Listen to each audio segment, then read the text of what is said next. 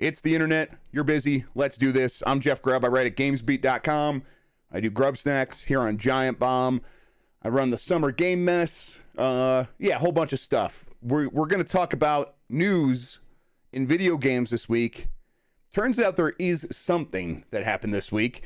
We'll spend a lot of time talking about Microsoft acquiring Activision. I do feel like this is the biggest news story that's happened since I've been doing this. Kind of hard to think of a bigger news story, period, really, in terms of scale and in terms of shaping the industry and like the future, stuff like that. It's massive. It is. And we're going to spend a lot of time on it, I'm sure.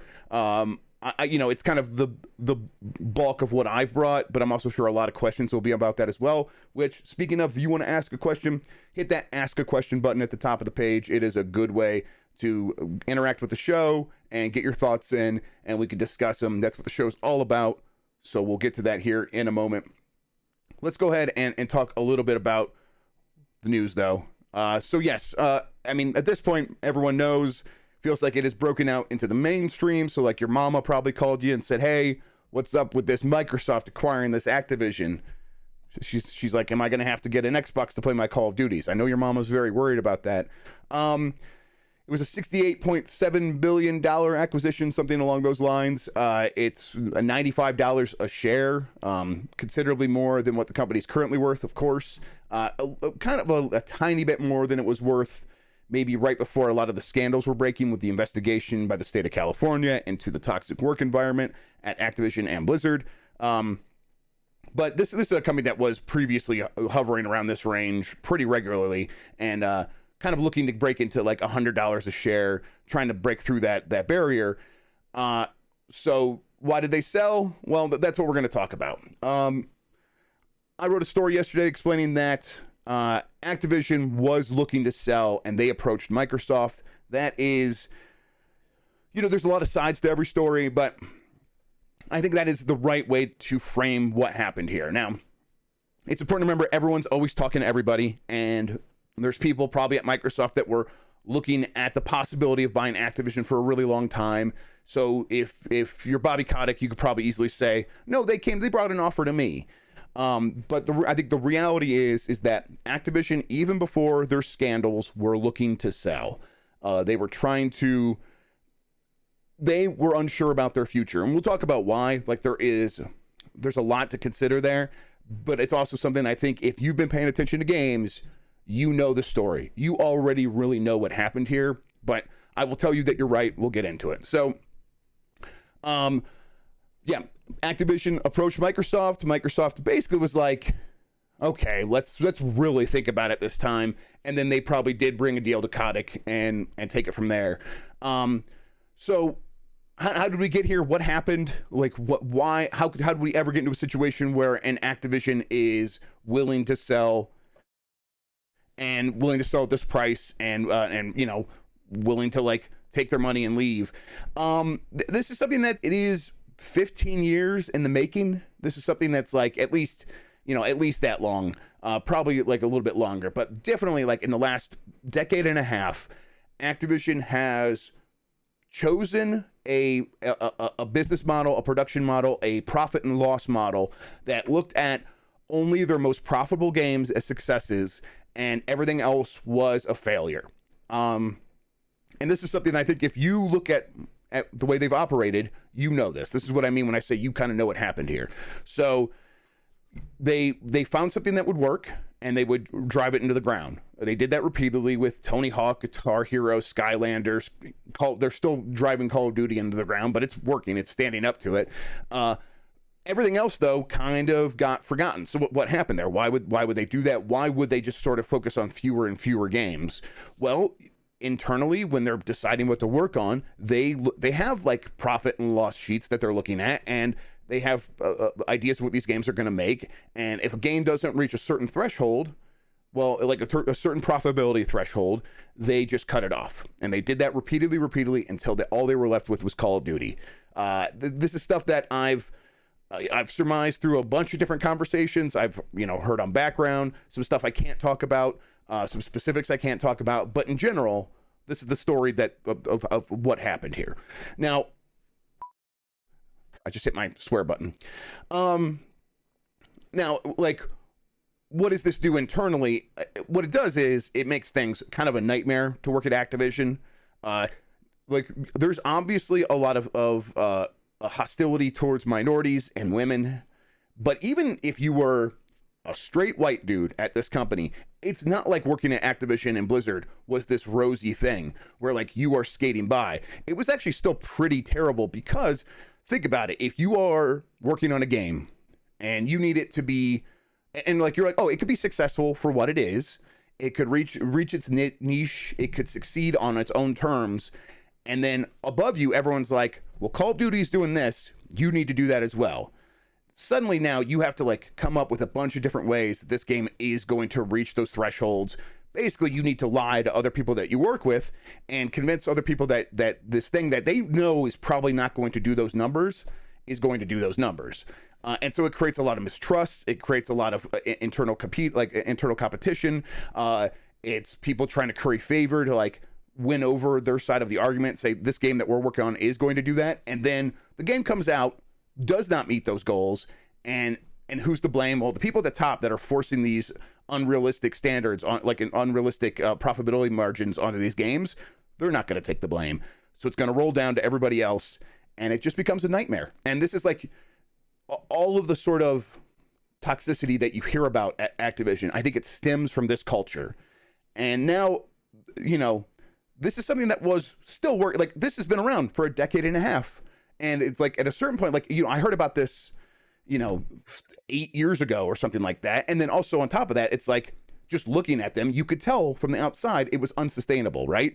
But was it ever really going to come home to roost? Were they ever going to have to pay for this? Well, it didn't seem like it. It seemed like Call of Duty was going to be enough. They were going to work on more Call of Duty games. There's a mobile game. They're going out Warzone.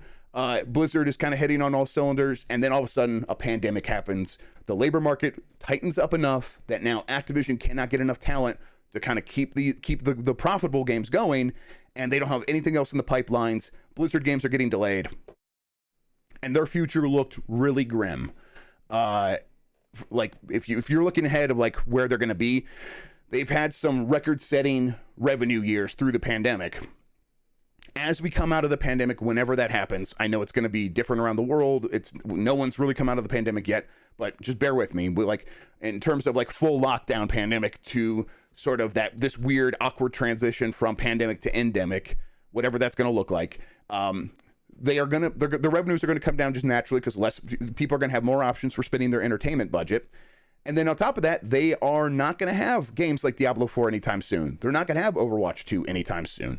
They were going to see probably a significant dip in their revenues, in their profits, and couple that up with the investigations and the reports of terrible things happening at Activision, and the people that were previously like, we're going to stand by Bobby Kotick are going to be like, yeah, so this story about like someone killing themselves and this story about sexual assault, and also look at our profits. And, you know, this, I think it's enough for me. Like the first one was enough for me. But for some of these people, it's like once it starts affecting their money, then they start caring about the other things. This seems like inevitable. It seems like we were heading towards that wall. They saw the writing on the wall, and they're like, okay, now's the time to act. And we will take kind of what Microsoft will pay. And Microsoft is paying a pretty decent sort of price for them, but also like overall it's a discount. This is something like a year and a half ago. If they were to try to do this, they'd be paying like $130, $150 a share or something like that, and that would have been astronomical. Not that this isn't astronomical. So yeah, I mean, it's something that, like, from the outside looking in, I feel like it's a really obvious story. Activision, while very successful, while having the two best-selling games of last year in the United States, and they're both Call of Duty games, like, you just think, of course, they're going to be fine. But if you're a publicly traded company, you have to grow year over year. It's not okay to just say, like, continue your same batting average. You have to have a better batting average next year. And all indications were it was going to go worse for them. It was going to be worse. So I'm not too surprised that this is where we've ended up. But at the same time, it is just such a shocking number. It is something that, like, even though it makes sense in hindsight, I never saw it coming. I heard reports that people were DMing me. A couple people were DMing me saying, "Hey, Phil Spencer is working nonstop over this Christmas break. They're having a meeting on like Christmas Eve or something. Do you know what that's about?" I'm like, "I'll ask around." And I just heard that, "Oh yeah, they're working a lot and they don't normally do that." And I'm like, "Okay, well, I guess I'll look into it again here after the holiday." And still never heard anything for certain, and definitely never heard they're buying Activision. I never heard that. But it's like, okay, so this is obviously what they were working on, and it makes sense that they were working through the holiday on a deal that is this big. Other aspects of this, and there's a million of them, and we're going to go around and around on this a million times. People are going to have their own concerns, and I think almost all of them are valid. I will say that, we'll scrub a couple off really quickly. Our regulator's going to step in and stop this because this is antitrust, because this is a monopoly. That's very unlikely. That does not seem very likely. I think that they'll be able to argue that this is part of the natural process of the way the industry works, where they've acquired a big stagnant publisher and they're going to put those things to use.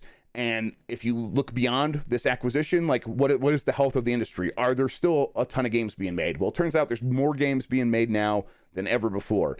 A lot of those games you cannot play on Xbox at all. Like, here's a list of games on Steam. Here's 1,000 games that came out this year that you cannot play on Xbox. I think that like we have a very narrow vision on like what we consider to be like the games industry, and it's like it is big games that have a marketing budget. As far as like a monopoly regulator is going to be concerned, a video game's a video game, and a publisher's a publisher, and they're going to see that there's more publishers going public than ever before. Like in the last couple of years, like we have like more companies like stepping up, Embracer taking over more of the industry. They're just it's going to be a very difficult argument to say that this is a monopoly. It just isn't. It isn't. Now that doesn't mean that it's not consolidation, and that doesn't mean it's not bad. But also, I take some issue with that.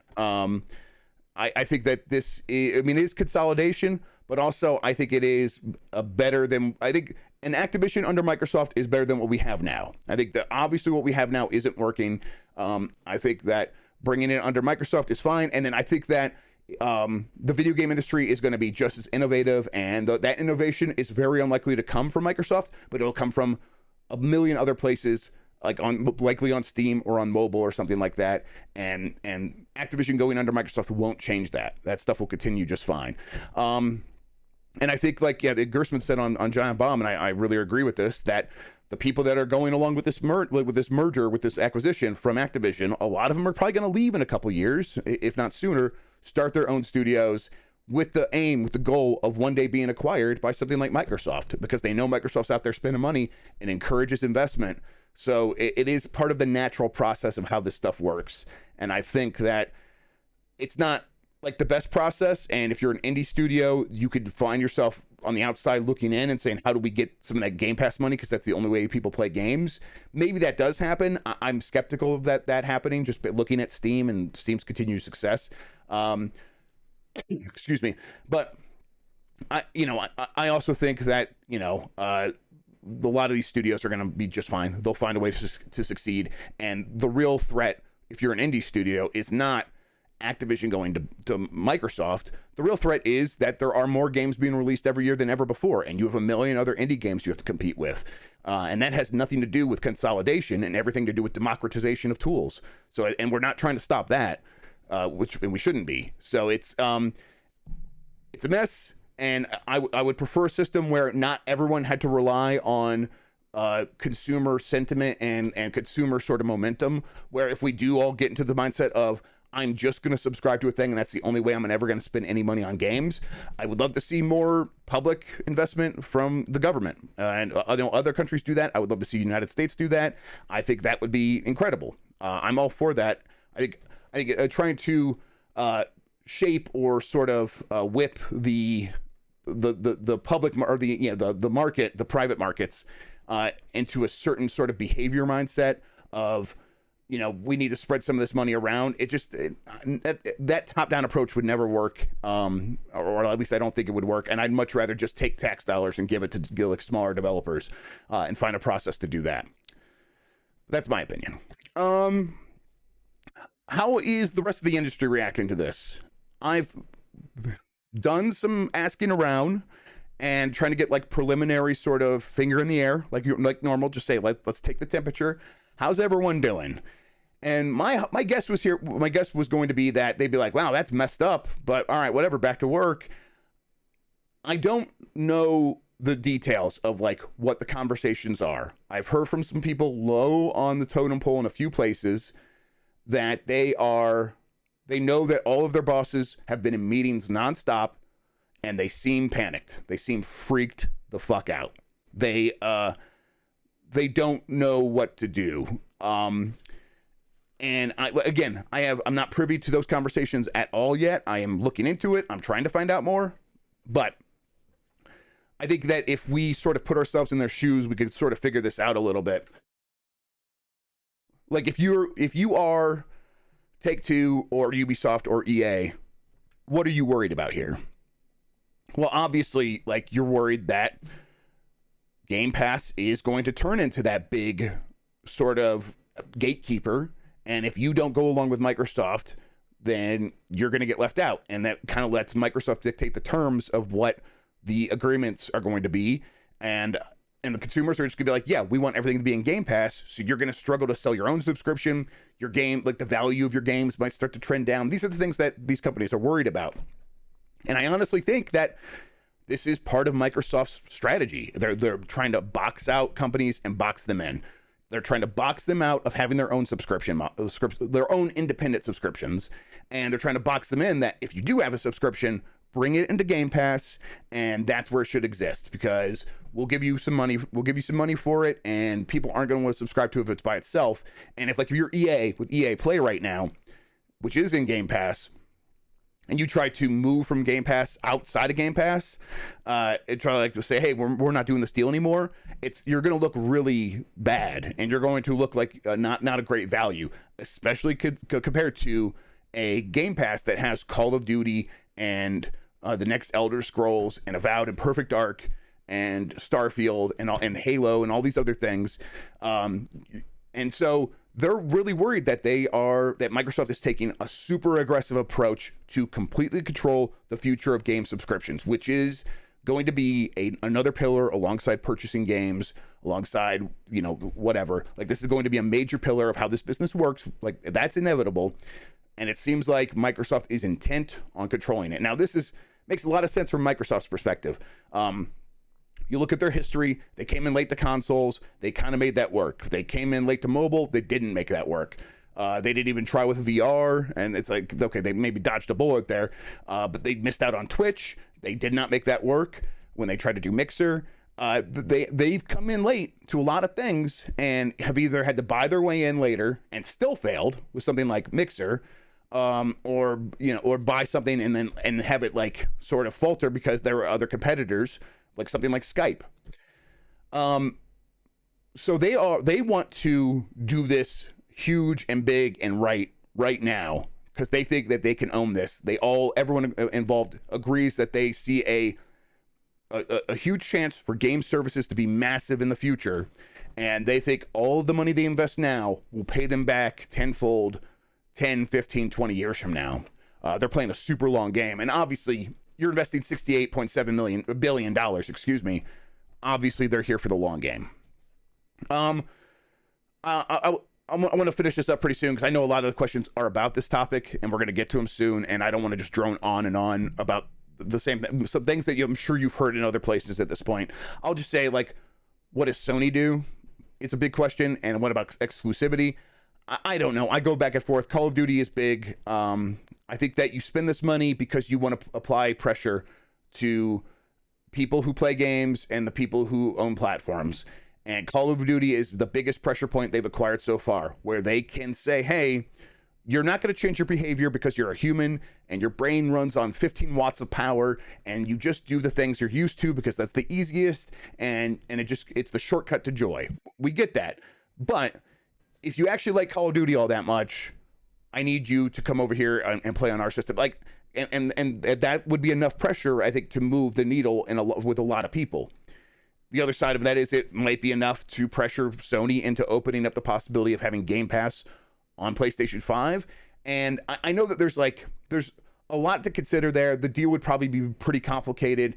And if you're Microsoft, like, do you want to do that? I think they've approached them before about it, so I think they do still want to do it. But also there's like, okay, well, maybe you just let those people who own PlayStations take their PlayStation DualSense controllers connected to their TV and just stream it there. I don't know how, that's a nice thought.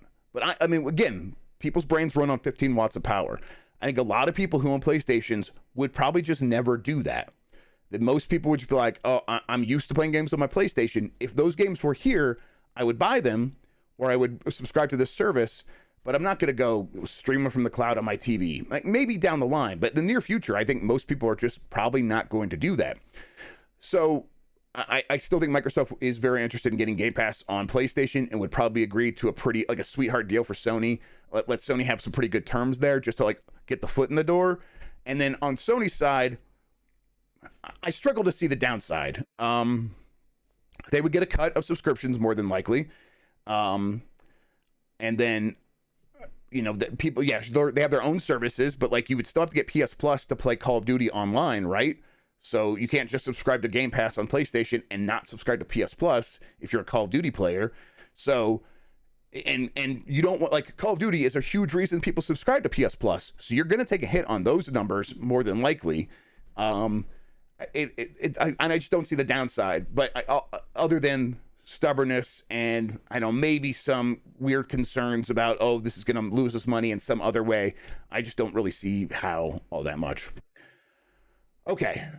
Yes, I've gone on and on. I mean, Game Pass on PS5 would be Sony waving the white flag. I don't see it that way. I have Amazon Prime Video on my Android phone. I have Apple Plus, like Apple TV Plus on my like, TV that's not made by Apple. These things are just like, you put the services next to each other. I don't think it would be waving the white flag at all. It would just be making money off of Microsoft games. It's just business. Okay. I've gone on and on. And I hope I didn't just reiterate too many points that you've thought yourself or you've heard elsewhere. But let's get into the questions now so we can make this more of a conversation. You hit the button here for chat view. And let's scroll down and just get into it. So, from Cap Tuba Player, good morning, Mr. Grubb. Any big news this week? Nothing at all. Of course not. Another slow week. Let's see, from Doomsday Dan. How long until Microsoft makes their own Smash/PS All-Stars /Multiverses? I want to see Master Chief throw a chainsaw bayonet at Crash in Modern Warfare 2 snow level. I think that would be fantastic. I'm like, they have enough to do it right now. I think they could probably make it, like you said, like with like chainsaw guns and stuff, and maybe even have a little bit of blood. Like, make it like an M-rated game and just go all the way with it. And I think that they could carve out their own niche with that, but also it's still not going to be Smash. Like, Smash is its own thing. So, like, should they do a kart racer instead? They should definitely do a party game. Like, they should definitely just bring back Fusion Frenzy and put all these characters in it and call it a day.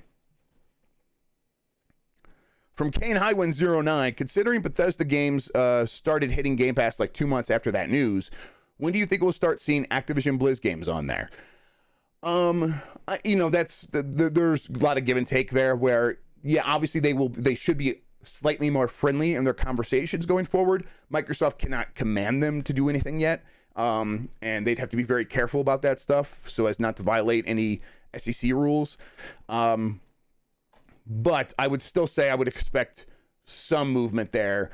Call of Duty probably won't come to Game Pass until after the deal closes, though. That seems like, I don't know, just seems like a lot. That would be, and they have to look out for the interest of their shareholders and do what's best for their shareholders until this deal closes. How we feeling today? From Crazy Like a Fox 13, I don't know, pretty good. Overall, pretty good. I was really rough on Tuesday night where Woke up, the MPD stuff went live, and of course the story broke. And then I did Nintendogs, and I did Bombcast. And then after that, I just had a huge headache for the rest of the night, so I couldn't even write anything about what happened. So I woke up Wednesday morning, I popped some Adderall, and went to work right away early in the morning, got 2 takes done really quick that I was really happy with. And since then, I've been in a much better mood. I'm like, okay, cool. I had a great time on the Bombcast. The Nintendogs was really fun. Got these takes out there.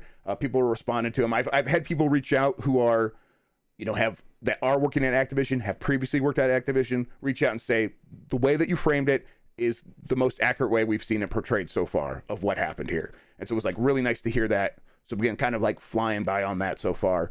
Yeah, feeling good. From Looter Jennings. With Activision's supposed interest in revamping Guitar Hero again, do you think there's a place in the market for plastic peripherals anymore? I think that the cyclical nature of games will probably bring back plastic instruments at least one more time. Probably in a more sort of, there will be more restraint this time, and it will probably mostly just be guitars. But I have hope that maybe we get DJ Hero. Maybe we get DJ Hero again. We'll see.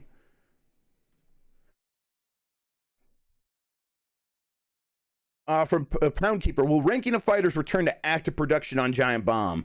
I think they lost their scientists coats, and there's been a real shortage of that globally. So, this is chalk that one up to the supply chain, man. From Arline Sup, do you like these kinds of news weeks? I do. I mean, it's better than coming in with in a week where I'm I don't have any of my own tidbits and there's nothing happening. So I kind of have to make something up to talk about. This is my whole bag. This is my whole thing, right? I want to explain to people why decisions get made. This is one of the biggest decisions in the history of gaming, and I feel like I have some good insights provided from sources and people who say, yes, that insight is backed up by this evidence that we have here, so that I can bring it to you all and say, hey, did you have this same sort of gut reaction to what's been happening with Activision? Guess what? You were right on. And we could talk about that and say, man, I hope EA and Take-Two are looking and at least realizing that they should be investing in more games and putting out more games and not getting to a point where they're only relying on one major source of revenue. EA has definitely seen that, right? Where they aren't just doing service games. They're we're also going to make Dead Space. We're going to let Respawn make Apex Legends, make a single player action Star Wars game, make a sequel to that because it did really well and we're going to feel really good about that, and then let them make a single player first person shooter while they still have Apex Legends, and let them just keep trying stuff. In fact, we like that so much we're going to have our whole publishing model shift to do it just like Respawn, because we want to believe in games and let that be the solution to our problem rather than be afraid of making games. And so we all have this hunch, right? We all know that kind of feels right. Well, turns out it's exactly right. And if you don't, you might end up in a situation where you are Bobby Kotick and you have the #1 best-selling game, and yet you are fucked. I feel like we were yelling at him, eventually you're going to be fucked, Bobby Kotick. What are you doing? And yet they just couldn't stop themselves. They couldn't stop themselves from just chasing those profits and only profits. And now here we are. So yes, I like these kinds of news weeks. From Vector the Angel. A few weeks ago, I asked if there's anything you've been told that you thought was too crazy to be true. You said there was something. Was it Activision, Microsoft? If you can't remember, no problem. Kids drain 99% of all your brain power. Yeah, kids definitely have caused me brain damage for sure. It was not Activision Blizzard. I had never... If someone did message me that, I guess it's possible, I wouldn't have believed them. So I would have just discarded it immediately and never even let it enter my brain. Excuse me. So I will say that I do not remember anyone ever telling me that.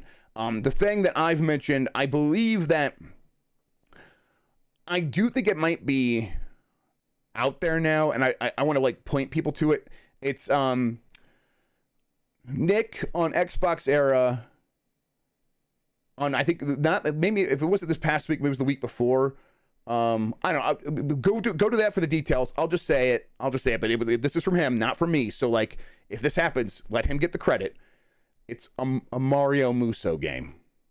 Okay, I don't believe it. Like, but for some reason, they've talked about it before. Like, they've mentioned it in public. Like, the people that make Muso games, they want to make a Mario Muso game. So that makes it clicks me over just enough to be like, maybe.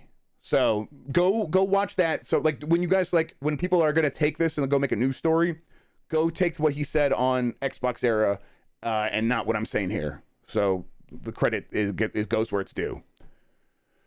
From Weezeman54, what's your favorite chat emote on giantbomb.com/chat? Let me see here. I like the Ben laughing one, the one where he just throws his head back. I've always loved that one. It's very good. It's like, of all of the person laughing emotes on the internet, I think that one's one of the best. And then I like Austin Walker dancing. Also, I'm looking at him right now. John Drake choking on Diet Coke. That's just fun to look at. There's not a lot of use for that, maybe, but I love that one. From Octavius. Could you see a world where Sony's response to Xbox is to become more Marvel focused? Maybe making Guardians of the Galaxy 2 a PlayStation exclusive and having their own eventual Avengers game. I don't know. I think that, like, Spider-Man really works for them, right? And so I could see them thinking, hey, let us try to replicate that success elsewhere. I'm getting Ben's in chat. Awesome. But I think Spider-Man might be a special case, right? Where Spider-Man is so appealing and so huge that it succeeds where other things do not. But I don't think that's their answer personally. I think maybe more Spider-Man games, maybe more games in the Spider-Man universe.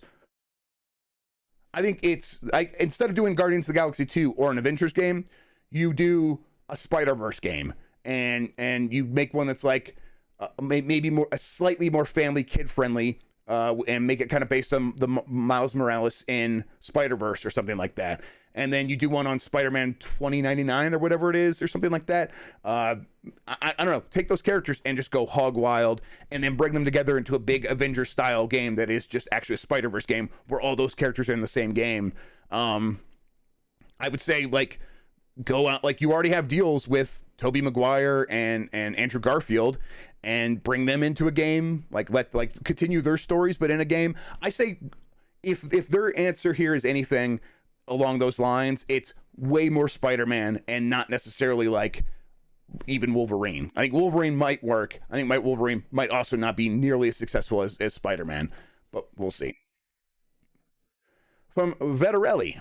Hey Grubsy, lately the last 24 months, people have talked a lot about an upcoming financial crisis.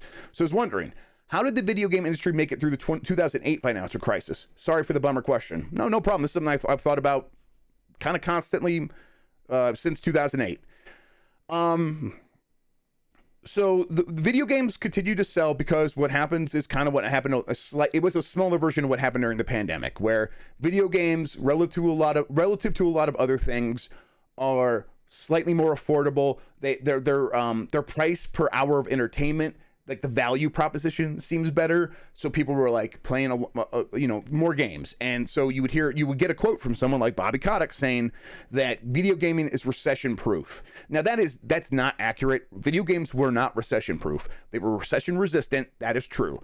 But if it was recession proof, you would expect no negative effects. And that's not what happened. If you look in Australia, where there was a huge sort of support studio atmosphere, where there were a ton of studios in Australia that American studios would go and hire. Well, guess what? Those American studios during the financial crisis were like, we need to save money.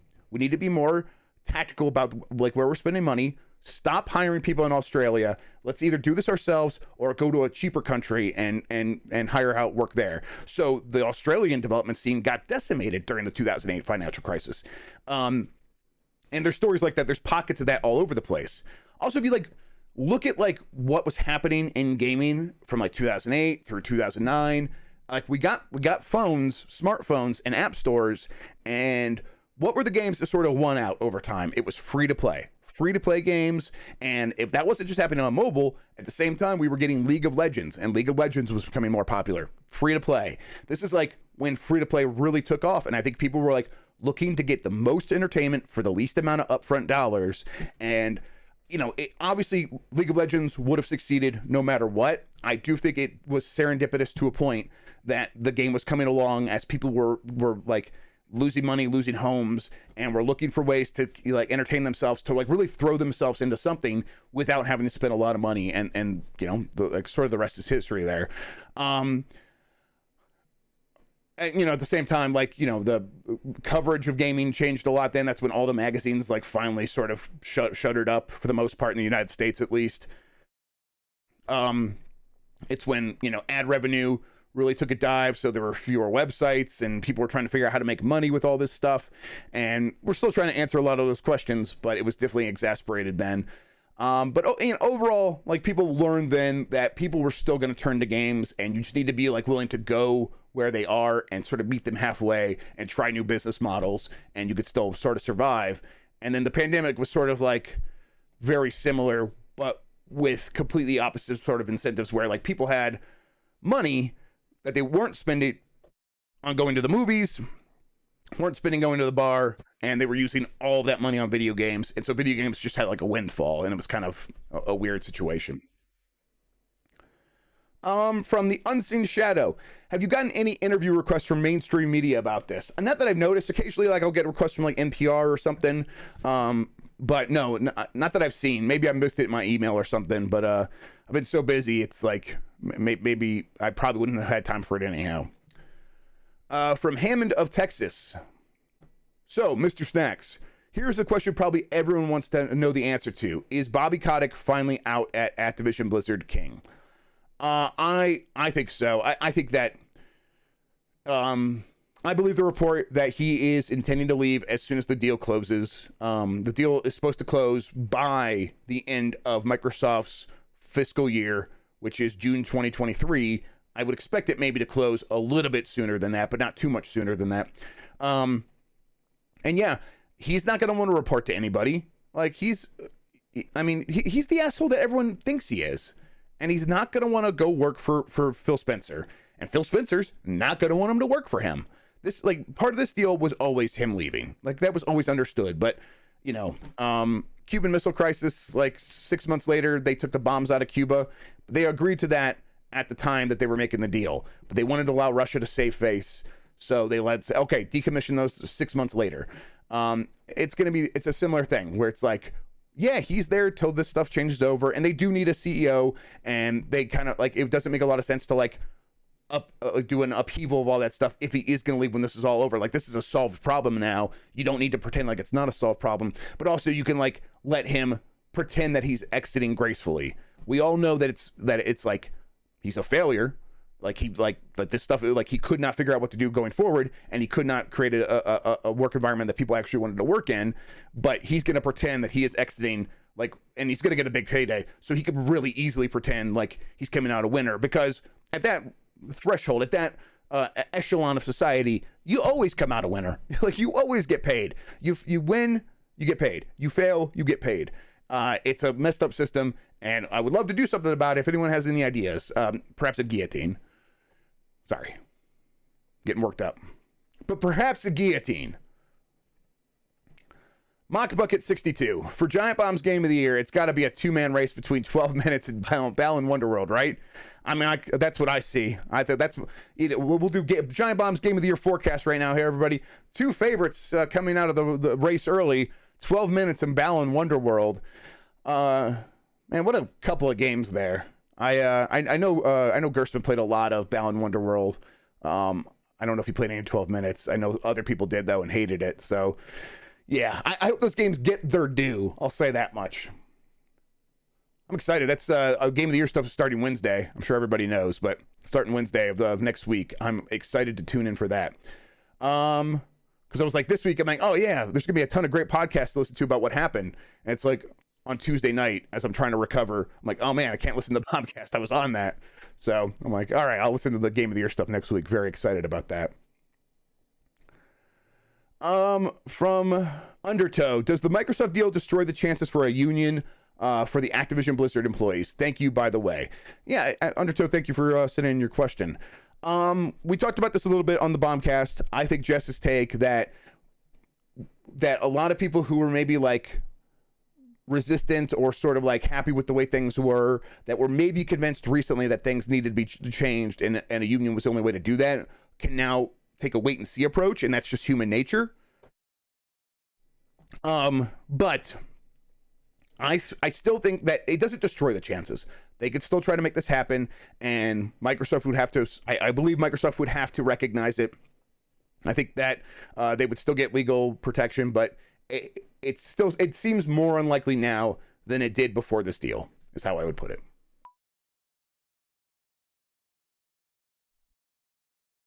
From Erevan, what is your 2022 game of the year, and why is it already Windjammers 2? I've not touched Windjammers 2, but yes, you're right, already game of the year. I'm very excited to get into this game today.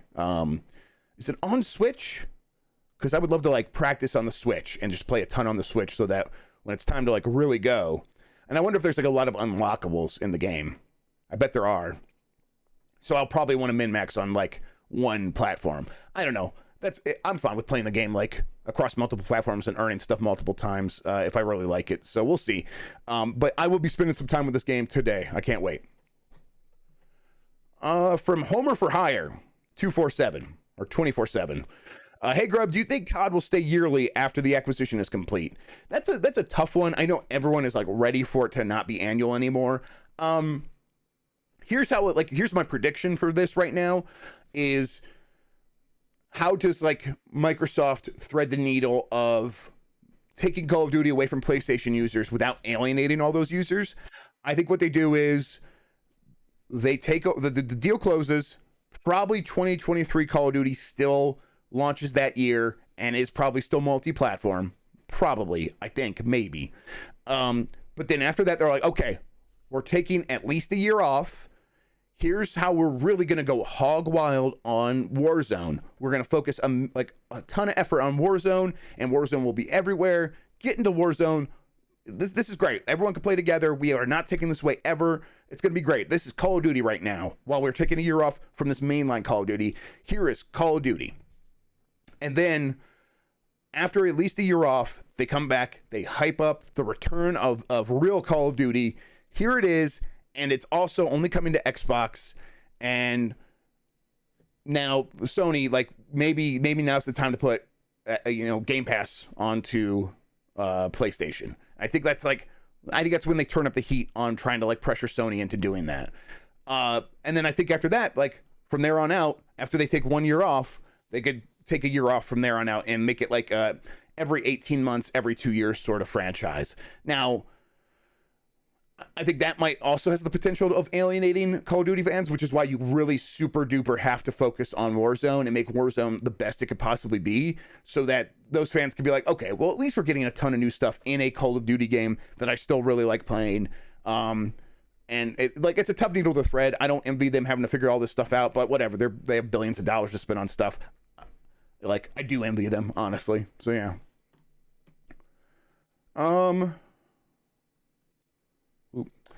Let's see, from Shiny Boy. While the ABK devs are probably going to be under better management under Microsoft, what does this mean for their creative output? Is there hope Vicarious Visions / Toys for Bob / Raven get some creative autonomy again? I will say that of those three, the ones I think are least likely to get creative autonomy is Raven. Raven is, I believe, they're full-time on Call of Duty Warzone, right? I expect that to continue as is. Warzone is too important, and if you're at Raven, it's like it's nice to know what you're working on for the next couple of years. I do think there's a chance for Toys for Bob to break back out, and the obvious first project for them is Banjo-Kazooie 1 and 2 remakes, right? The only reason I don't include Nuts and Bolts is because it's perfect and doesn't need to be remade. But Toys for Bob doing the remake treatment of Banjo 1 and 2 would be huge. It would set that series up for a new game after that. I wonder if Vicarious Visions, I think it's like too late for Vicarious Visions. I think they have been too absorbed by Blizzard, especially a year and a half from now. And I would expect them to sort of just be, at that point, they will be probably the bulk of Blizzard in many key ways. And so you, at that point, you just, maybe you revive that name, but I think Gerstmann said, just revive Neversoft and let them start making Tony Hawk games. Create a new Neversoft and do that. And I think maybe that's something to consider. From the Den, Mr. Grubb, your hair is looking glorious. Thank you so much. I appreciate that. What's your favorite of the 4 big Game Pass ads this week? Death's Door, Hitman Trilogy, Nobody Saves the World, and Windjammers. I'm super excited about Hitman Trilogy. I'm like very happy that people are going to have one game they can go buy, get all of the stuff. It's on Game Pass, so like there's no excuse to not go play it. I mean, I hope that like it gets like a rejuvenation of like social media posts of people doing wild stuff in that game. I'm really hopeful for that. And I'm planning to go and play it again. So that's where I'm at. But of those, the ones that I'm like the new ones that I haven't really played, it's Windjammers. I've tried Death's Door a few times. It hasn't clicked with me. I do have it on the Switch. I'm trying to keep playing it there. But yeah, Windjammers is very exciting to me.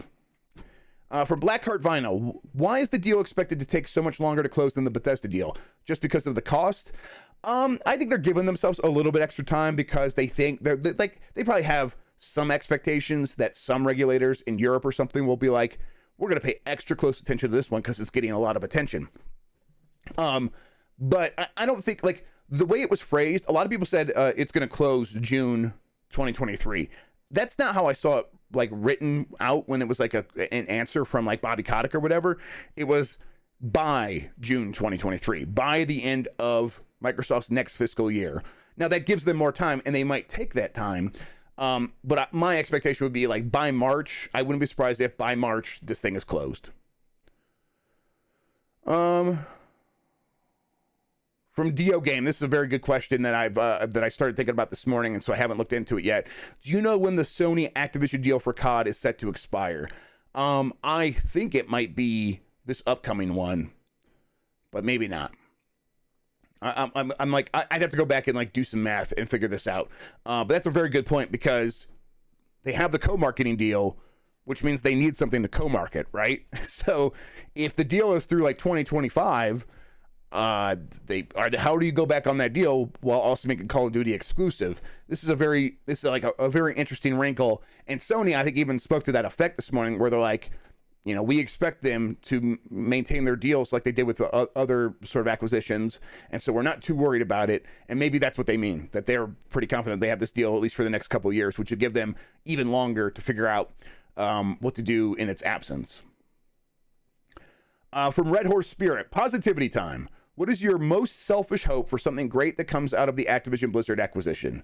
I mean, this is not too selfish, but my hope here is that the 10,000 employees and however many of them end up staying at Xbox or whatever, that they get a better work environment and that they are able to be more creatively satisfied with what they're doing, and that the incentive structure of Game Pass sort of frees them from this toxic environment of you have to make a certain amount of profit from every game, and if you don't, you're a failure. But if you try to propose something that it's not going to meet that, even though you know it's not realistic, well, then you're wasting our time. It just sounded like a nightmare to be there. So I'm really hopeful that those people will get to be able to make games in a much more positive atmosphere. For myself personally, I mean, I don't know. I do hope that like they take some time off from Call of Duty, make it more interesting. I used to love Call of Duty. I would love to see Toys for Bob get extracted from Call of Duty and able to sort of work on what they want, maybe just go like take turns working on these different platformers and churning those out. I think that would be awesome for Game Pass. It'd be awesome for families. I would be very excited. I really like those kinds of games. And then, yeah, I would love to see Tony Hawk come back for real and for good and find a way to just like make it work. And I don't know. I feel like if there was a new Tony Hawk on Game Pass that was going to get supported for years, that just doesn't make so much sense to me. I don't like it. Gaming is better when we have Tony Hawk. It just is. And so that's the real thing. Like, figure that out, and this deal will be worth it. From Tokoto, why are so many people acting like it's impossible that Sony could buy Square Enix? I don't know. Like, it is weird that, like, in a world where we just saw Microsoft spend $68 billion, that people are like, well, that acquisition is nuts. What are you talking about? Everything is nuts now. That's the world we live in. Obviously, people are looking at Microsoft and saying, well, that's a $2 trillion company. That's a horse of a different color than when it comes to Sony and Sony's ability to purchase the publishers. And Sony does have a lot of debt. Like, they have a lot of debt already. But they could still finance an acquisition of something like Square Enix pretty easily, I think. It would be, I know the number you were throwing around was $20 billion. I was saying $15 billion, I think somewhere in that range. I think I said like 12 and then settled on 15 after you were dead set on 20. And then you never came down to 15. You still said 20. But even if it is $20 billion, that's probably on the upper range of what they'd be able to finance. I think they could probably make that work. But do they want to?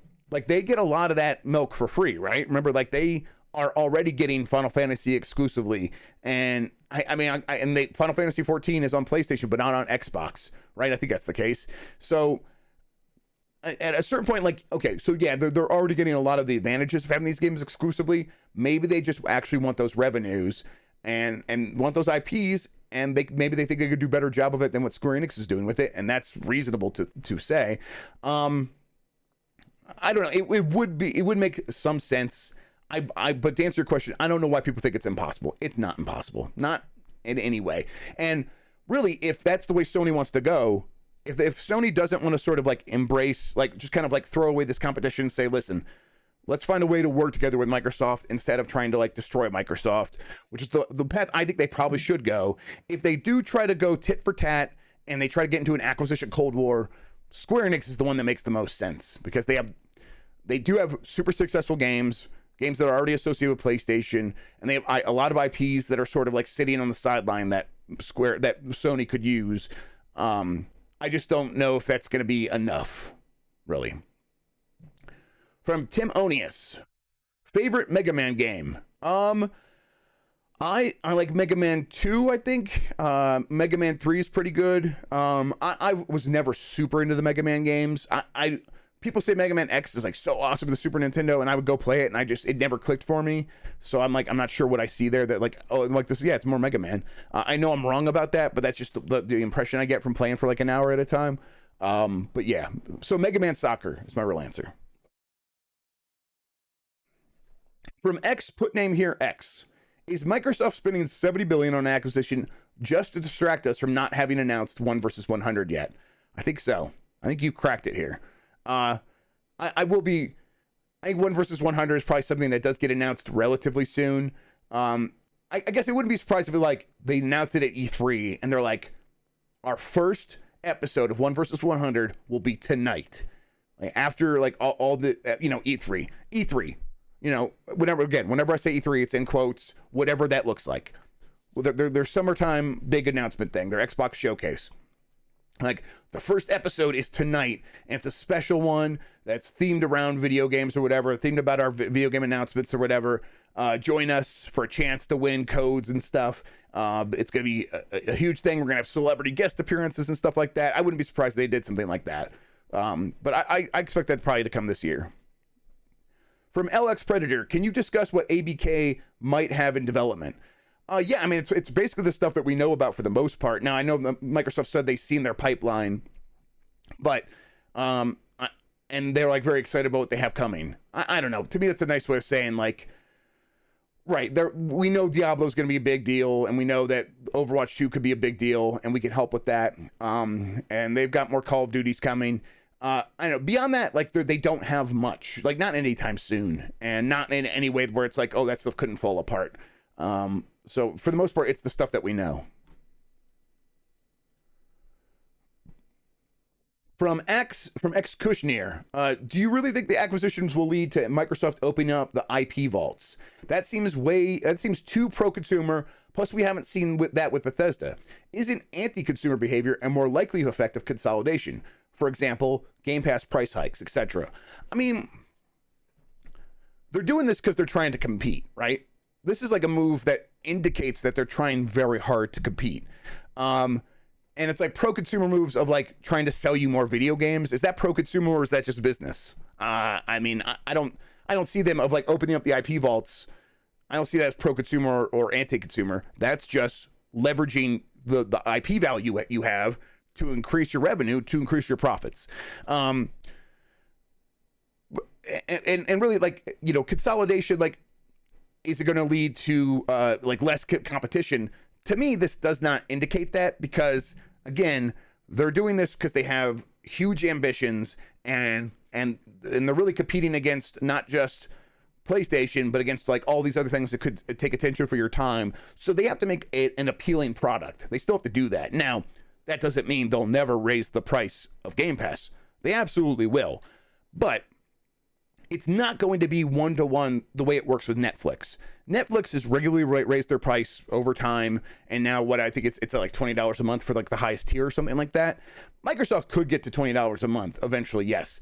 But you have to keep in mind that Netflix only has the subscription, right? They only have the money you pay them month to month. They don't have microtransactions. They don't have people buying the game at Best Buy. And why did I say it like that? At Best Buy. They don't have people buying the game at Best Buy or Walmart or GameStop. They don't have all these alternative, like they don't DLC and stuff like that. They get you into the ecosystem and they have you paying this regular service like fee. That is a very good foundation. But that is not going to be the extent of their average revenue per user. Their average revenue per user should be significantly higher, because a lot of people are going to get into spending money on microtransactions in Halo, in Call of Duty. There's World of Warcraft subscriptions now. It is there are so many other ways for them to make money that they don't necessarily need to raise the price of Game Pass to make more money. They have a lot of other options here. So I would not like look at Netflix as like, okay, that is definitely what's going to happen here. They will raise the price eventually, of course, but it's not, they don't have to make more money. They have other options. So just keep that in mind when you're looking at this stuff. And then in terms of like pro-consumer, anti-consumer, I mean, listen, I don't know. You're a consumer. You have a relationship with these companies where you spend money to buy their products. Decide in each case whether or not it's something that you want, and don't worry too much about their behavior overall. Just look at the deal itself and decide if the deal you're getting on this certain product is worth it to you. And I think that you'll be much happier in those cases. And yeah, I don't know. We'll see. I think for the most part that Microsoft is so interested in competing and getting your attention that they're going to keep making what appear to be pro-consumer moves. And really, it's just good business moves. Let's see. Is there a Dr. Hockey in chat? I'm very excited about Dr. Hockey. I think Dr. Hockey's going to announce that he's making all of his line reads from the Bombcast open source and public domain so that you can use them in any of your creative endeavors. Isn't that right, Dr. Hockey? Or does Red Ventures hold the ownership of all that stuff? I don't know. I don't know how it works. I just want to hear that stuff in a video game. From ZMA 1013, GoldenEye 64 on Nintendo Switch. I think so. I think it's almost certain that we at least get the ROM. I would expect probably also to get some version of this revamped version that Nintendo sort of half worked on with Microsoft, or at least approved. But at least the ROM will happen.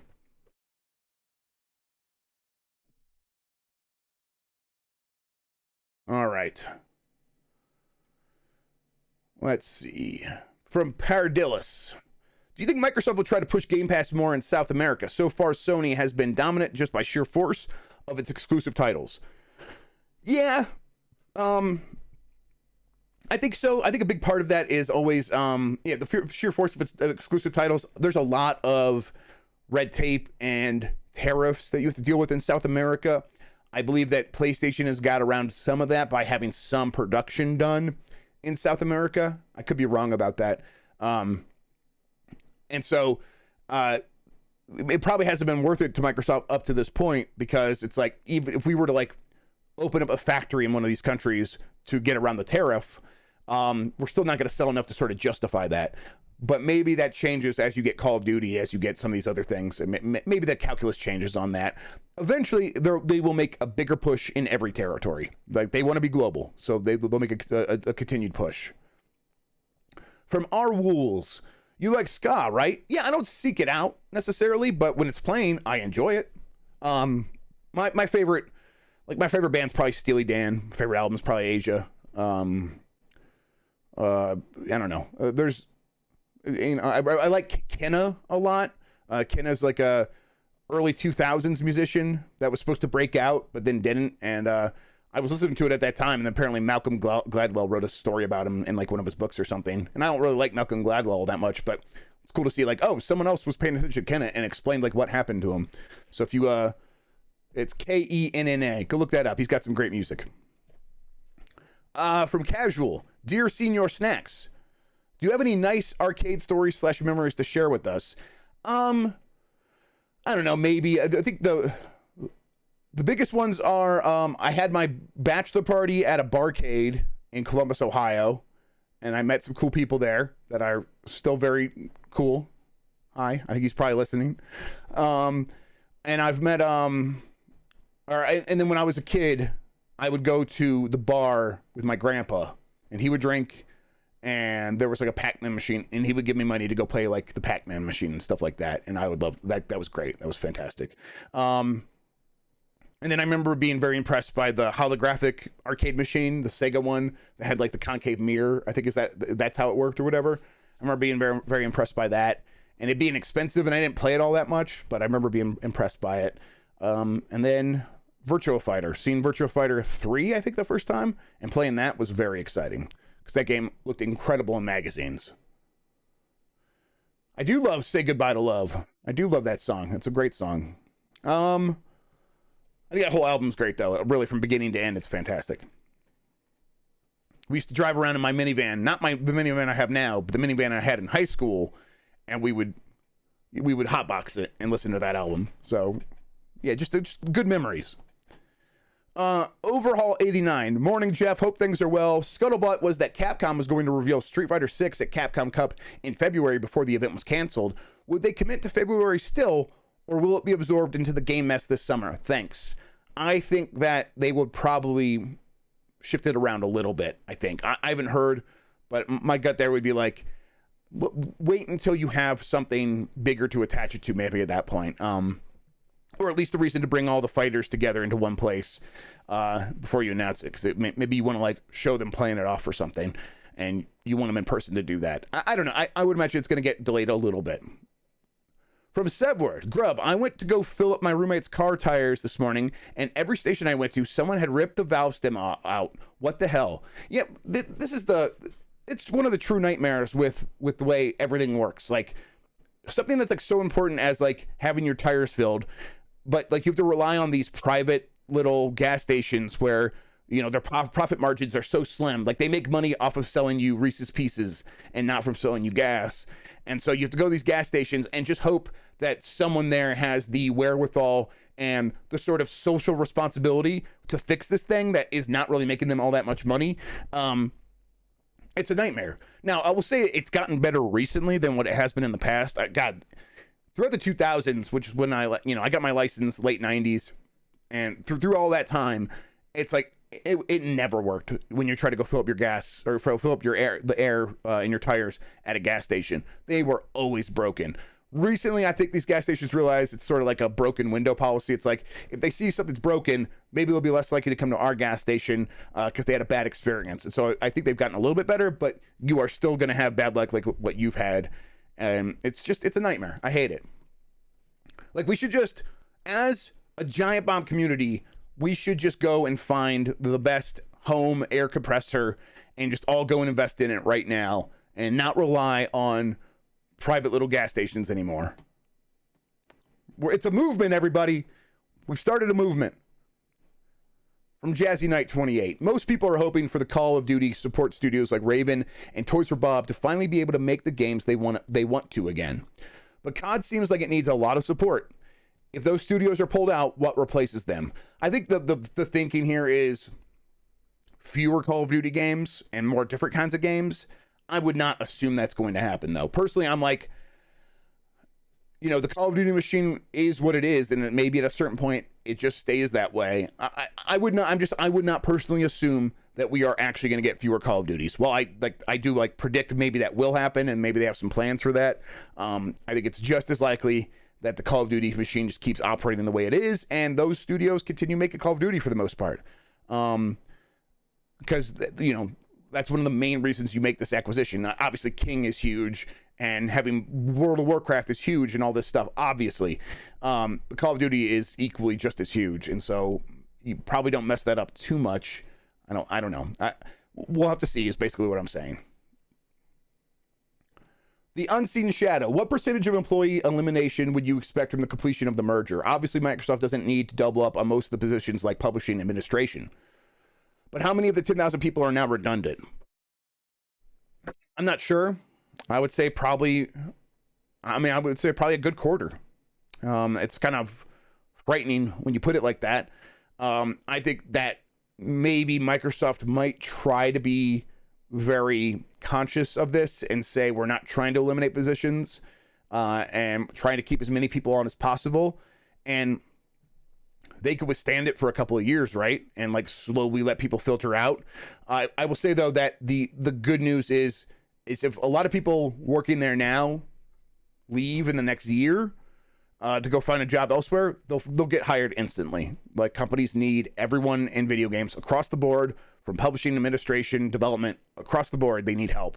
So most of those people should be able to find a job. But yeah, that's the reality of something like this. And it's, in most cases, like, there are mergers where stuff like this happens, and what's left is sort of a cold husk that gets forgotten. I watched a TikTok, Adam Conover, I don't know how to say his name, but the guy who's like Adam, who hosts Adam Ruins Everything. Well, he was hosted on True TV, and then True TV got bought up as part of a big merger, and all the people at True TV that were running that network got laid off. And now there was like no one to say like, oh, what's a good show or not. They just sort of start showing reruns of like old syndicated shows, and Adam Ruins Everything got canceled. And it's like, yeah, that is absolutely something that happens in these mergers, and it's something where things are bad, and a situation goes from being pretty good to worse. I would say that the difference here is that Activision is already the worst case scenario for the most part, and that the likely scenario is more creativity and more attention gets paid to these studios under Microsoft than they got under Activision, because of Game Pass and the incentive structure changing.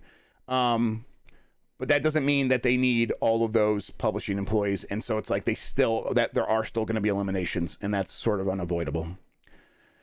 From Casual, I got the fun size tube of Pringles instead of regular size for my GrubbSnax snacks. How proud are you of me? I'm pretty proud of you. Like, fun size, like the little individual like lunch size ones that like you put in a kid's lunchbox. Those ones are dangerous too, though, because it's really easy to justify 2 or 3. I know from experience.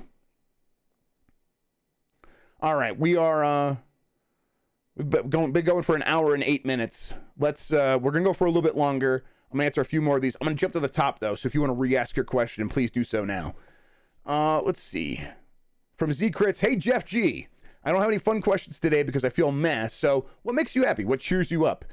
I don't know. Going for a walk usually makes me feel better. I like to play some sort of homey video games that I always have a good time with. So a lot of retro games.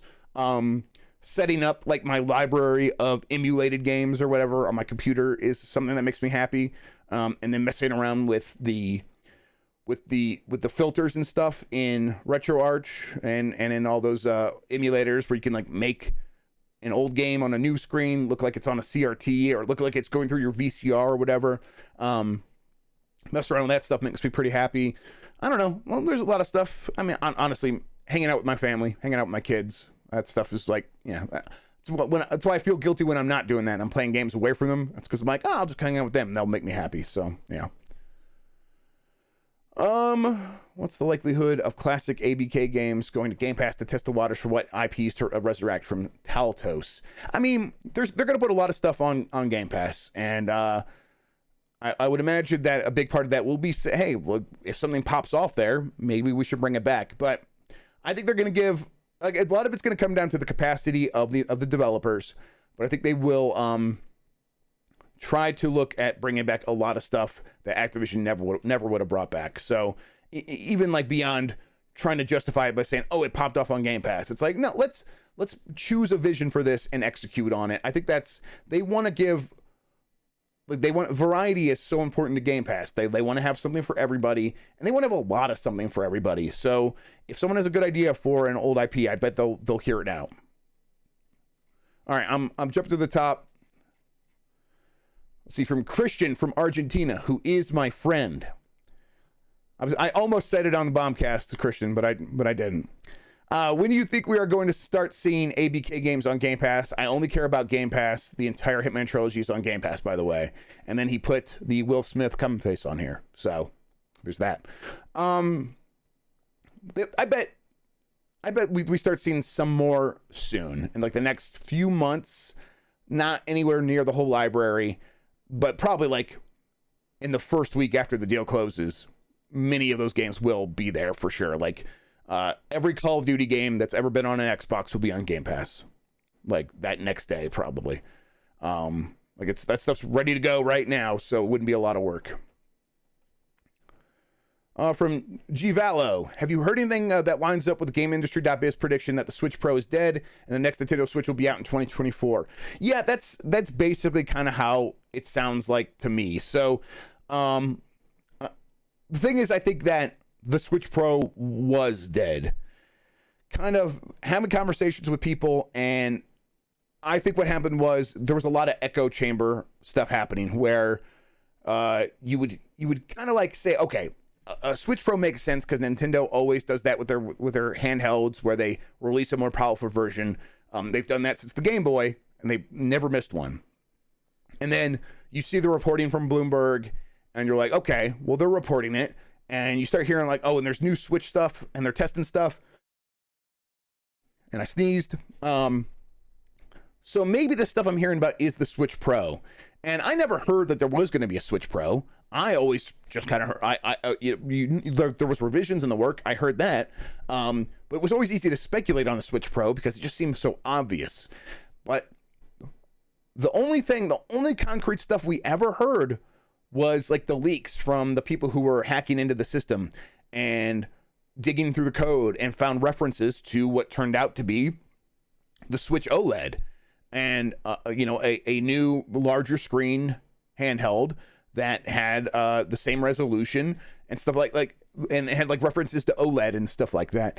That stuff was in there, and it was like, if you were looking closely, everything was spelled out, and it worked out exactly like all the leakers determined it would, and there was never any references to anything like a Switch Pro.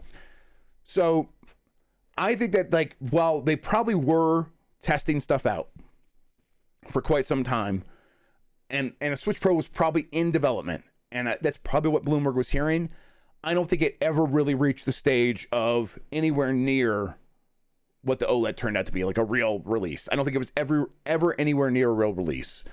And now a new system in early 2024 seems pretty, like late 2023, early 2024. I guess that would probably be Nintendo's fiscal 2024, right?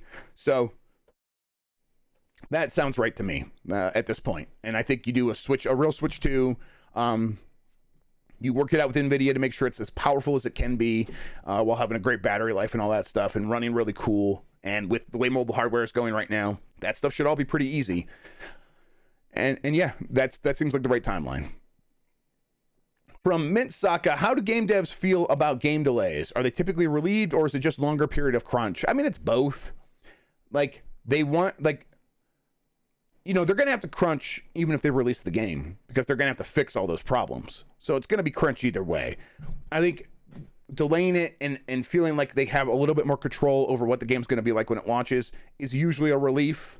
But they're all very realistic about it, and they know it means more crunch in terms of pushing that stuff out a little bit further. Does mean, okay, we'll have to crunch through the release, and now that post-launch release will also be crunched, but the hope will be it won't be a complete fire. I think Halo is probably a pretty good example, right? They probably did some crunching on that game, and at least there was at least a sprint on it at the end to get it out, and they delayed it for a year, and that pushed, probably caused a little bit more crunch in that time. But they did take time off after launching it, and that they took some time off during the holidays, and it's they probably would not have been able to do that if they launched it the year earlier and had to crunch through those previous holidays. So I mean, I don't know. there's no real perfect way of doing these things. It's messy either way. But for the most part, I think they tend to be relieved because they know what the problems are and they know more time can help them fix it. From Leonator, do you think Microsoft keeps Battle.net? I do. Millions of people use that every day still.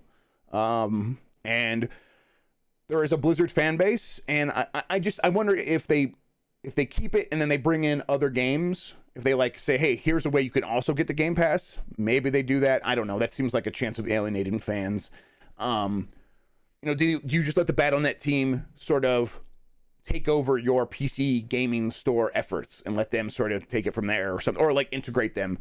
Maybe just have a button that's like, okay, like here's all the Blizzard games, hit this button and a pop out, like sort of drawer opens up and like, here is everything else that you get with Xbox Game Pass as well. And you can click on it, install it from here. Maybe it works like that or something. I don't know. But I think they keep it. From Siri Bray, who takes over for Kotick? Sarah Bond, Mike Ibarra, Shannon Loftus, bring back Jen O'Neill. Imagine they'd be squeamish to promote someone internally who's been there forever. You're probably right about that. I think bringing back Jen O'Neill is an incredible idea.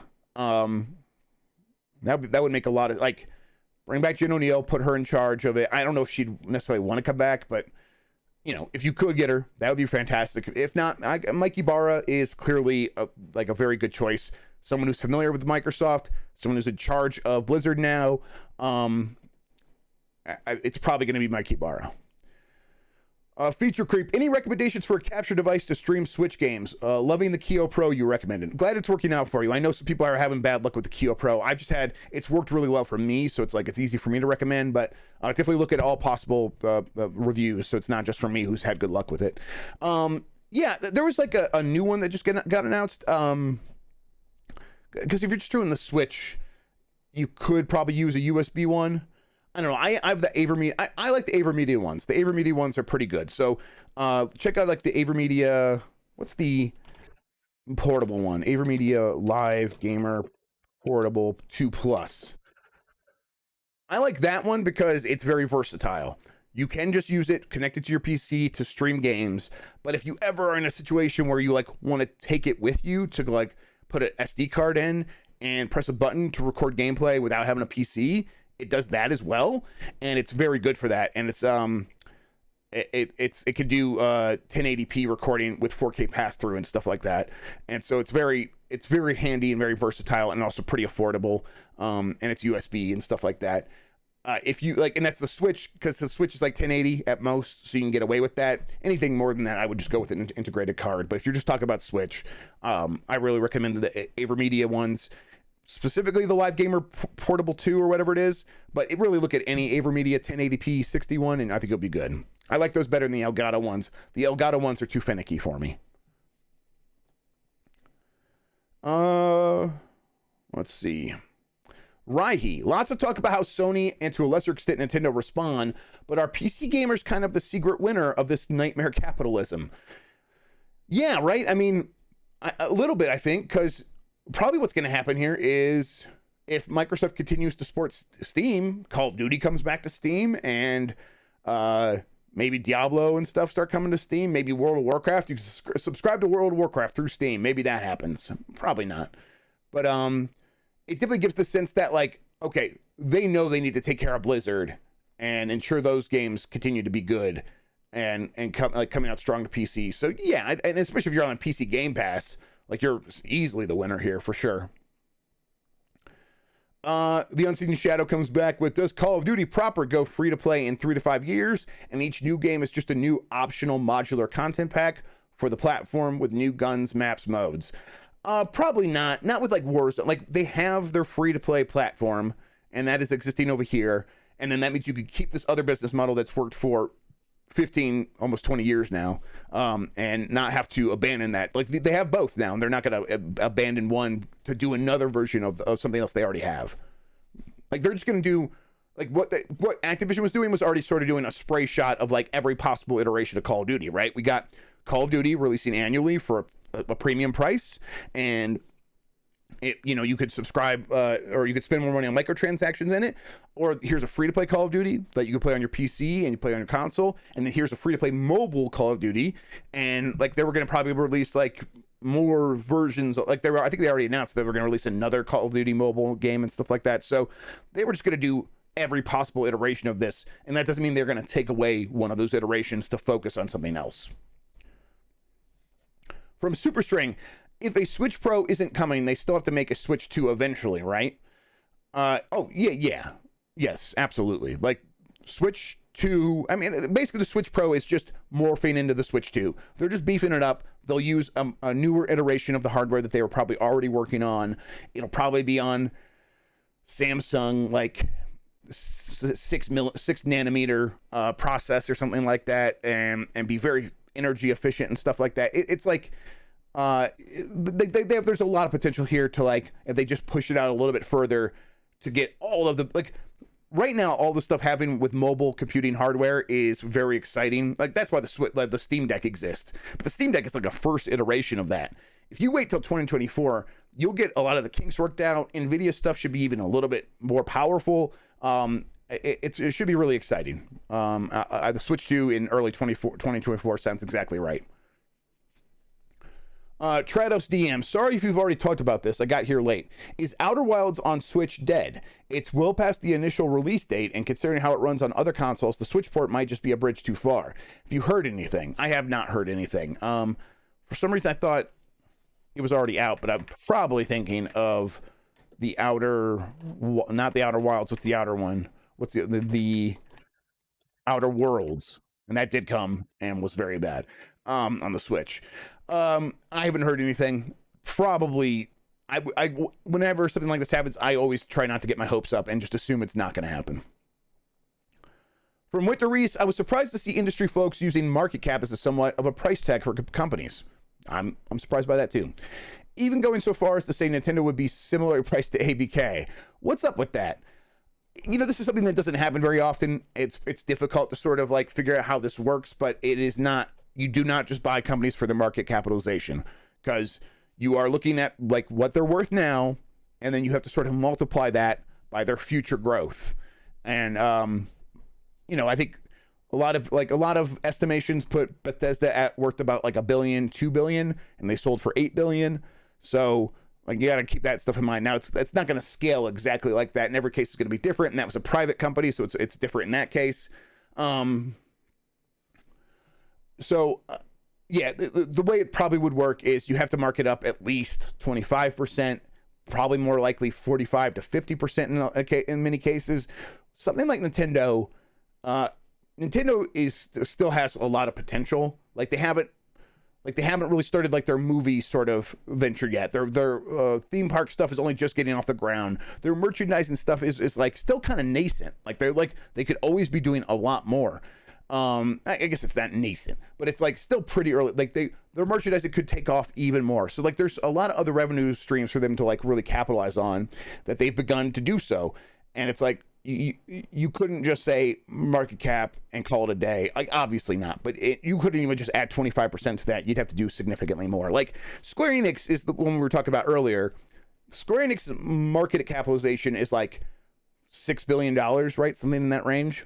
And you would never be able to buy if you could buy Square Enix for $6 billion, Microsoft would have done it already. Because it would just be an easy hostile takeover at that point.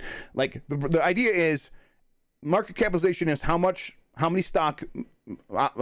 pieces of stock are out there and what the stock price is. It's just you multiply those two things. But the people that own the stock with the hope of the stock price going up. So if you're going to buy them out of that, it's going to have to be at a higher price because they're like, well, you're taking my potential value away from the future, so you're going to have to pay me for that. And that's how it works. So a lot of times it just goes down people not really fully understanding the way this stuff works, and it doesn't happen enough that you need to learn about it. So I get it. From Shadow, I recently imported a PSP, and I just wanted to say that the PSP is still really great. Yeah, people are like really kind of high on the hog when it comes to PSP right now, saying how great of a system it was, and I never really played it that much. I did get the new Retroid Pocket 2, and I started emulating some PSP games on there, Retroid Pocket 2 Plus, but I think I might have to really wait for the Steam Deck to really go really crazy on that stuff, because Even this Retroid Pocket 2 Plus, well, it could play some PSP games. There were still some issues. But maybe I should just get a PSP myself, because I got the NDSi recently and have really been enjoying that. So maybe I should just go get a PSP. From Ronal42, would you be interested in doing a fan meetup at a brewery bar / Arby's in Denver once COVID is in place, or is in a place that you would feel comfortable going out again? Yeah, at some point. I think maybe this summer, especially when COVID should be at a low point during the warmer months, and we'll be doing whatever the game mess is at that point. Like, I was kind of looking forward to going out and seeing people during E3. So now that that's not happening, we'll find an excuse. We'll come up with something, and we'll do that. That sounds like a lot of fun to me. So I don't know. Get my Discord, discord.gg/GameMess, and we'll come up with something. From KaneHighwind09, can we get a Dr. Hockey tipsy check? Yeah, let's check in on it. Let's see. Oh, there he is. Oh, yep, still tipsy. Still tipsy. We just call it the tipsy check. Yes or no? And the answer is yes. All right, thank you. Thank you, Dr. Hockey, for that checkup. All right, let's do these last couple. Corva, hey Jeff, first time live listener here. I'm glad you tuned in, so thank you so much. I was wondering, do you have any idea what Stoic Studio is up to these days? The last Banner Soccer game came out in 2018, and not a peep from them since. They seem to be hiring as of last September, so what's the deal? Corva, you came to the right place. Stoic Studio, as we've talked about on this show before, is working on a new sort of Princess Mononoke looking, really beautiful looking, side-scrolling action beat-em-up sort of game for Xbox. It's one of their codename games, and the deal is still pretty early, but my understanding is it should like come to fruition, and maybe even we should probably, well, the deal is still early in terms of like their agreements with Microsoft, I think, and that's probably moved on since I've last heard, but I think there's a strong chance it actually releases this year and gets published by Microsoft, and I think that would be a pretty cool thing to see, because I love the way the Banner Soccer games look, and I think if they were like to take that into a more action intense gameplay mechanic style, that it could be very neat. Glad we can answer that. It's always nice when it's like, oh yeah, we have the answer to that one. From Cup, what cloud platform does WoW run on? If not Azure, is it conceivable that Microsoft would want to bring it in-house? I'm sure it runs on Amazon. I bet it's AWS at this point, if not like their own private one. I guess I don't fully know. That was just me talking out of my ass there. I don't know if maybe it wouldn't be worth it, or maybe if like there's a big update down the line, yeah, they do bring it in-house. Maybe that's cheaper. I don't know. That's a good question though. From Thundercat1, hello, Mr. Grubb. What has happened to all the good arcade-style sports games? The rare times they are released, they are on limited systems like mobile only, just plain bad, and perpetuate the fallacy that there is no market for them. Yeah, it's weird. Like, I think in the last year, we've had a pretty good revival of arcade racers. We got Cruisin' Blast and that Hot Wheels game. And people are like, yeah, this genre should come back like in full force, or at least we should get more stuff along these lines in this range of price and to performance in terms of like how good the games are. Like $40 for Cruisin' Blast was great. I hope the industry comes to a similar realization with arcade style sports games. At the very least, let's get Mario Strikers back. Let's get Super Mario Strikers back and kind of take it from there. I'll be happy if we get that at least, but also I'd love NBA Street Volume 4. NBA Street Volume 2 is still one of the best games ever made. So, hopefully that there's a similar realization that there isn't a market for that stuff. And I bet that market is substantial at this point. From Mekon, market capitalization be damned. I still have a lollipop. So who said, who loves you, baby? Well, fair enough.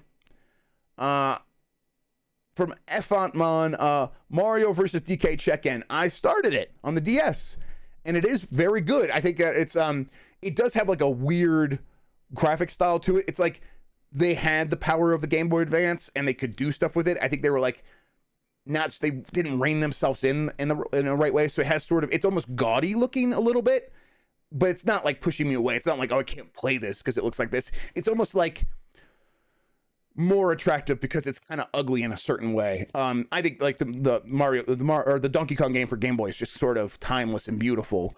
But I don't have any real problems with Mario vs. DK on DS, and it's been fun and it controls great. And you're right, it is just a sequel to Donkey Kong 94. I'm very happy about that. Okay, I think that's going to do it, everybody. Thank you, everybody, for listening. Thank you for tuning in. What a show. I knew it was going to be a big week. We got almost 500 people listening live. I'm glad we could talk this stuff out. That's what this show is here for us to, like, hey, when stuff happens, let's talk it out. Let everyone bring your ideas. Let's see if we can figure out what's going to happen. Kane High wins 0 now with one more. Speaking of NBA Street, is Mario crossover in 3 the weirdest Nintendo crossover event or crossover ever? Oh yeah, that's right. He was in 3. I'm like, and like he looked so weird compared to the basketball players. Yeah, that was odd. Yeah, that's probably the weirdest one ever. It's weirder than Link than in like Soul Calibur. That made sense. Okay, let's it has an SGI graphics look. You say about Donkey Kong versus Mario. I agree. Yeah, kiddo. You have to go potty? Well, I'm wrapping up right now. All right, everybody. I'm going to go take this kid up to the bed. Go. I'll be right there. All right, everybody. Thanks for tuning in. I'm going to get out of here. Have a good one. Take care of yourself. And goodbye. See you next week. What else, kiddo?